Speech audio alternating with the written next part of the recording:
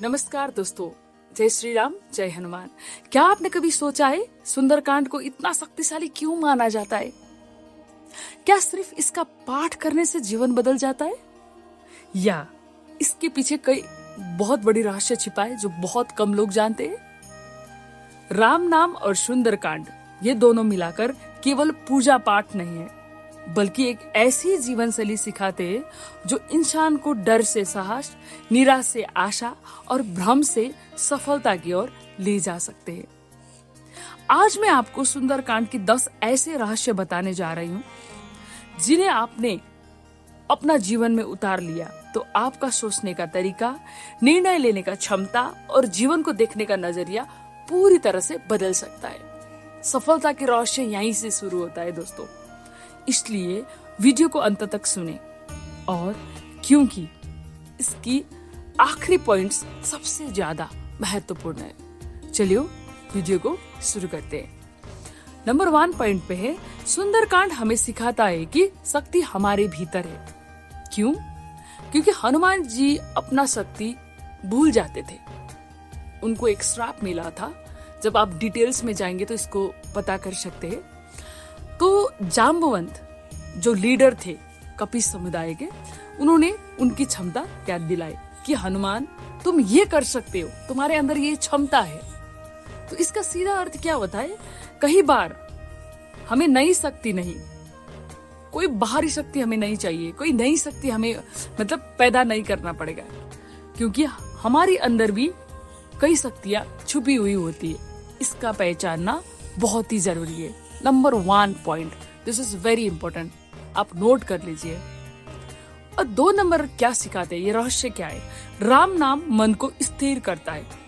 आपको पता है हमारी दिमाग, हमारी मन में कई हजारों विचार चलते हैं। कई सारे नेगेटिव भी चलते हैं, कई सारे पॉजिटिव भी चलते हैं। मुझे लगता है ज्यादातर नेगेटिव चलते हैं। तो जब हम राम नाम उच्चारण करते हैं तो ये हमारी सोचने का तरीका चेंज कर देते, एकाग्रता का अभ्यास बन सकता है, फोकस्ड रहने में मदद करते। और ये सब क्या करता है आपको बताए, आपको लाइफ में क्या कुछ अचीव करना है, ये शांत मन बेहतर निर्णय लेने में मदद करता है। जब मन शांत होता है तो डिसीजन लेना बहुत आसान होता है दोस्तों।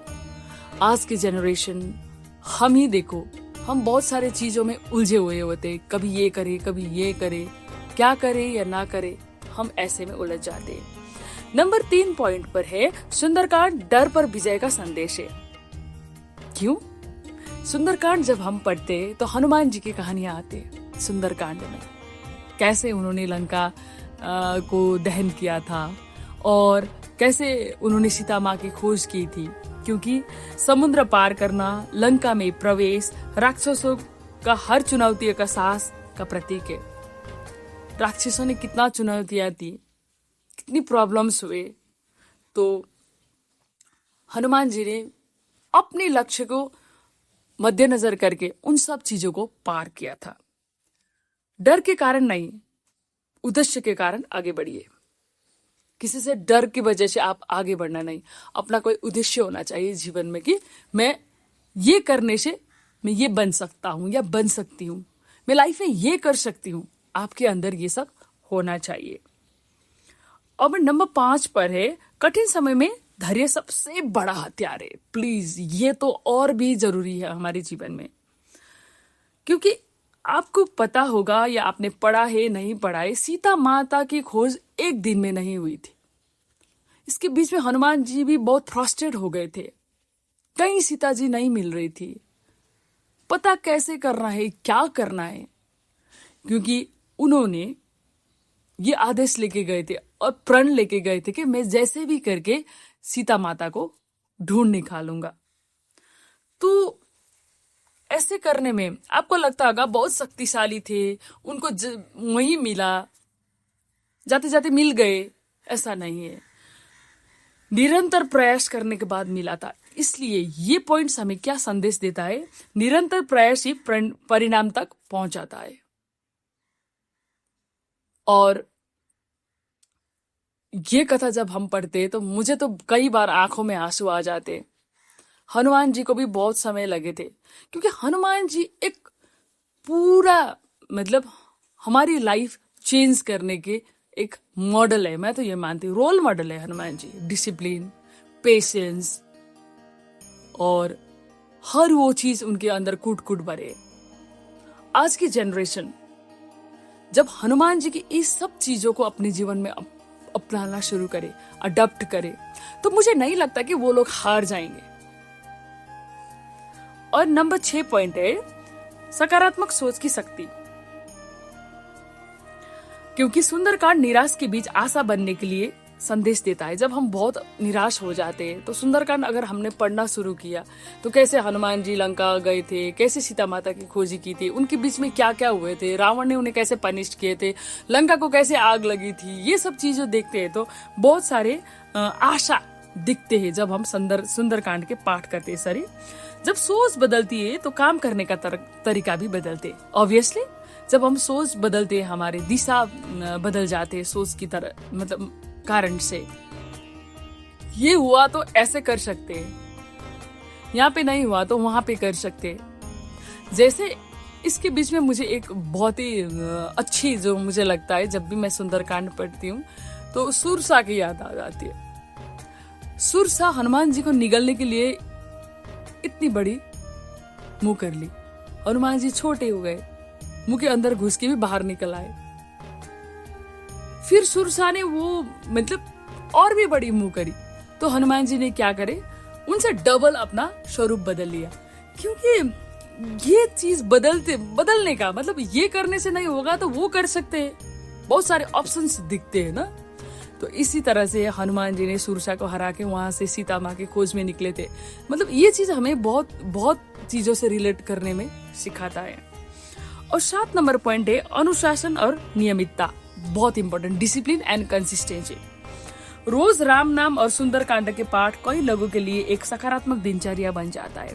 रोज राम नाम का पाठ मैंने पहले ही बताया था, राम नाम के पाठ से आपके मन को फोकस रहने में सपोर्ट करता है।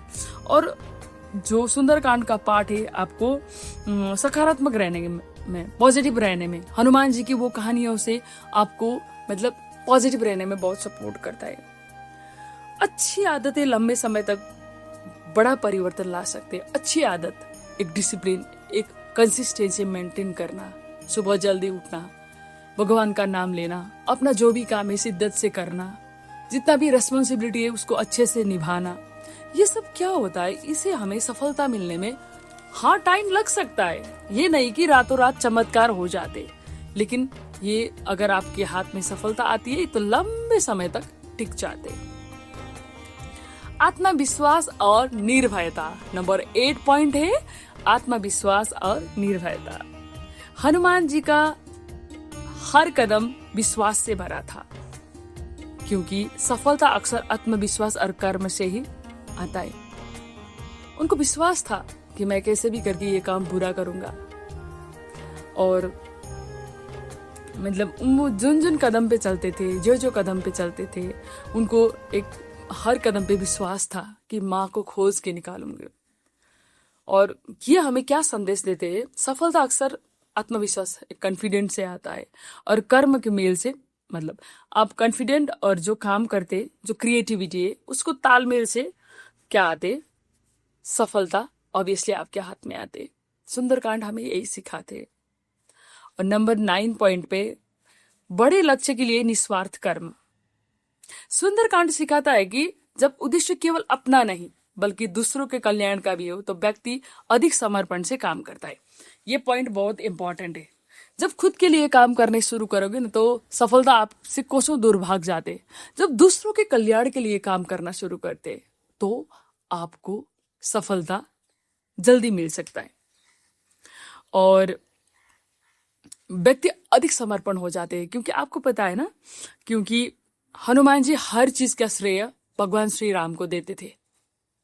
लंका गए, प्रभु श्री राम की वजह से मैं आया। सीता माँ को ढूंढ निकाला, प्रभु श्री राम को श्रेय दिए। क्योंकि अहंकार नहीं था ना, वो घमंडीपन नहीं था ना, बस उनका धैर्य था, पेशेंस थे, उनके अंदर कूट कूट के भरे हुए बहुत सारे मतलब गुण हैं जो हमने हमारे जीवन में अडॉप्ट किया, तो हम बहुत सारे ऐसे चीज को पार करके, नेगेटिविटी को पार करके हम उस लेवल तक पहुंच जाते हैं। सबसे बड़े संदेश, राम नाम केवल बोलने के लिए नहीं, बल्कि राम के आदर्शों, सत्य, करुणा, धैर्य और मर्यादा के जीवन में उतारने का निमंत्रण है। राम राम राम केवल बोलने का शब्द नहीं। हाँ, ये न्यूरोज के लिए काम करते हैं। बहुत ये रिसर्च में भी पाया गया है कि जब हम कोई नाम को कंटिन्यू जाप करते हैं तो हमारे अंदर जो वो पैटर्न होता है वो फिट हो बैठते हैं, आपको फोकस करने में मदद करते हैं। लेकिन मन को शांत करने के साथ साथ आपको साहस, धैर्य और कर्म की प्रेरणा देता है। ये सब चीज जब मेल खाते हैं, जब एक अर्का में मतलब इंटरलिंक हो जाते हैं, तो सफलता बहुत अच्छे से आते हैं, चमत्कारिक रूप से सफलता आते हैं। सुंदरकांड उन आदर्शों का कर्म बदलने की प्रेरणा है। तो सुंदरकांड राम की जो आदर्श है और उनके जीवन के जो चरित्र है, अपने जीवन में बदलने का संदेश है। अगर राम नाम आपके मन को शांत करता है, तो मैंने फिर से पहले भी बोला था, भी बोलती हूँ, ये साहस, धैर्य और कर्म की प्रेरणा देता है। जब ये सब चीज मिलते तो सफलता चमत्कारिक रूप से आपके जीवन में आते। चमत्कार केवल परिस्थितियों में नहीं, इंसान की सोच और कर्म में भी दिखाई देता है। परिस्थिति, हम चाहते कि हमारा सिचुएशन पूरी तरह से चेंज हो जाए, हमारे पास कुछ नहीं था अभी के अभी सब कुछ हो जाए, ऐसा नहीं होता है। ये इंसान की सोच और कर्म में भी दिखाई देने लगते हैं, इसको कहते हैं चमत्कार। तो आज के वीडियो इतने में ही मैं स्टॉप करना चाहती हूँ। मैं कौन होती हूँ इतना बड़ा मतलब महिमा सुना सकने के लिए, मतलब जो मैं सुना रही हूँ वो प्रभु की कृपा से ही मैं भी कर रही हूँ, क्योंकि मुझे बहुत इच्छा है प्रभु की महिमा, प्रभु की वचन, राम जी की वचन, हनुमान जी की महिमा सबके सामने लाए। सबको ये जानना जरूरी भी है, स्पेशली हम सनातनी को। तो आज के लिए बस इतना ही। अगर वीडियो अच्छे लगे, कोई मतलब लेसनफुल लगे, तो मेरे चैनल को जरूर सब्सक्राइब कर लेना। फिर मिलेंगे नेक्स्ट वीडियो में, तब तक के लिए जय श्री राम, जय हनुमान।